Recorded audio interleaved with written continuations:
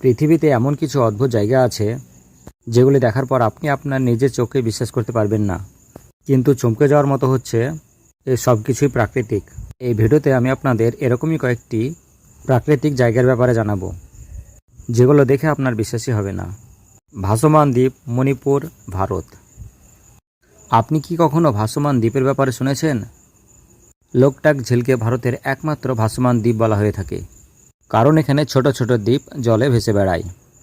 এই দ্বীপ মাটি এবং গাছপালা দিয়ে তৈরি হয়েছে। আপনি এটা শুনে আশ্চর্য হয়ে যাবেন।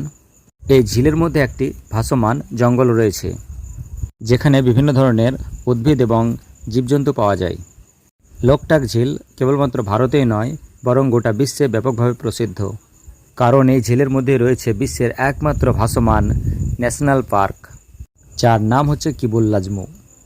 এই জঙ্গলের মধ্যে বিভিন্ন ধরনের জীবজন্তু পাওয়া যায়, যেমন কচ্ছপ, সাপের মধ্যে কোবরা, ভাইবার, মার্বেল ক্যাট এবং এশিয়ার গোল্ডেন ক্যাট।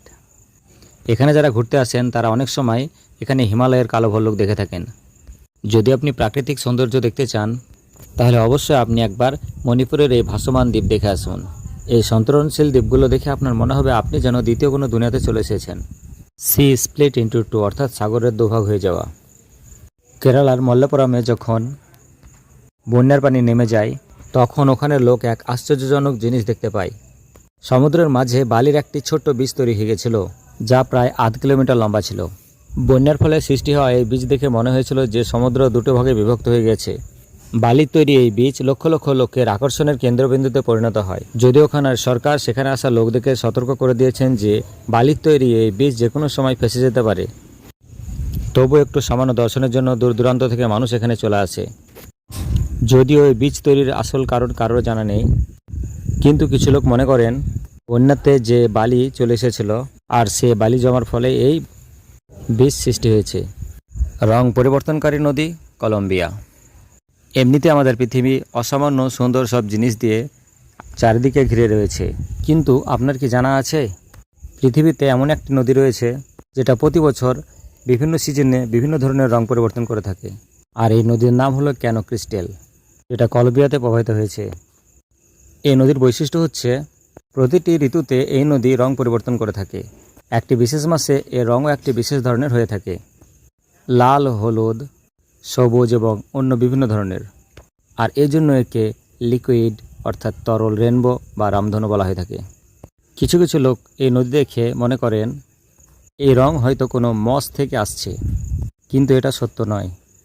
আসলে নদীর তলে রয়েছে এক ধরনের শৈবাল এবং আগাছা, আর যার জন্য এই নদীর রং পরিবর্তন করে থাকে। বিভিন্ন ধরনের আলোকরশ্মি যখন ওই আগাছা এবং শৈবালের উপরে পড়ে, তখন তা রং পরিবর্তন হতে থাকে। বেশিরভাগ সময় এই নদীর রং হালকা অথবা গাঢ় গোলাপি হয়, কিন্তু কোনো কোনো সময় এই নদীর রং লাল, হলুদ, কমলা বা অন্য রঙের হয়ে থাকে। আর এই সৌন্দর্য আপনি জুন থেকে ডিসেম্বর পর্যন্ত দেখতে পাবেন। প্রাকৃতিক এই সৌন্দর্য যাতে বিলুপ্ত না হয়ে যায়, সেজন্য ওখানকার সরকার কিছু নিয়ম তৈরি করেছেন, যেমন একসঙ্গে 7 জনের বেশি লোক সেখানে যেতে পারবে না, আর ওই এলাকাতে একদিনে 200-র বেশি লোক কোনোভাবে যেতে পারবেন না। আপনি যদি কখনো কলম্বিয়া যান, তাহলে অবশ্যই ওই নদী দেখে আসবেন। এই নদী পৃথিবীর আশ্চর্য শিল্পের এক নমুনা। ওইটেমো গুহা, নিউজিল্যান্ড। নিউজিল্যান্ডে অবস্থিত ওইটেমো গুহার সৌন্দর্য অসাধারণ। এই গুহার মধ্য দিয়ে নদী প্রবাহিত হয়েছে, আর এই গুহার আসল সৌন্দর্য হচ্ছে এর ছাদ। এই গুহার ছাদে আপনি দেখতে পাবেন তারার মতো ঝিকমিক ঝিকমিক করে সব আলো জ্বলছে, আর এই আলোর কারণ হচ্ছে এখানে কিছু পোকা রয়েছে, আর সেই পোকাগুলোর মুখ থেকে এক ধরনের কেমিক্যাল তৈরি হয়, আর সেই কেমিক্যাল অক্সিজেনের সঙ্গে বিক্রিয়া করে ওই লাইট তৈরি করে। আর এই গুহা তলদেশ দিয়ে নদী প্রবাহিত হয়। ওই গুহা তলদেশ দিয়ে নদী প্রবাহিত হয়েছে। যখন ওই লাইটগুলি নদীর জলে প্রতিফলিত হয়, তখন তা দেখতে অসামান্য সুন্দর লাগে। প্রায় 3 কোটি বছর আগে এই গুহা সমুদ্রের তলদেশে ছিল।